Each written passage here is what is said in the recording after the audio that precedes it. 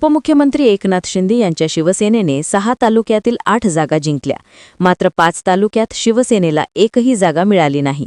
उपमुख्यमंत्री एकनाथ शिंदे यांच्या शिवसेनेचे नेते माजी मंत्री सिद्धाराम म्हेत्रे यांचे संपूर्ण लक्ष अक्कलकोट तालुक्यावरच होते। शिवसेनेकडून रिंगणात असलेले म्हेत्रे यांचे चिरंजीव शिवराज म्हेत्रे हे सलगर गटातून आणि प्रवीण तानावडे हे वागदरी गटातून विजयी झाले। अक्कलकोट तालुक्यातील 12 पैकी 4 जागा शिरवळ, तोळनूर, सलगर, मुगळीगण शिवसेनेला मिळाल्या।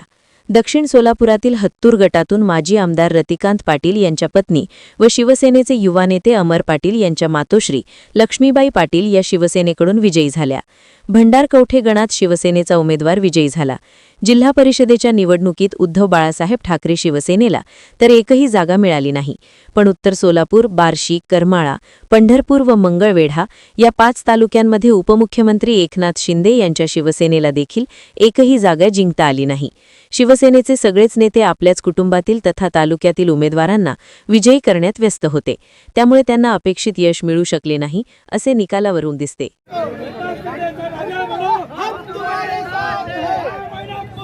हाँ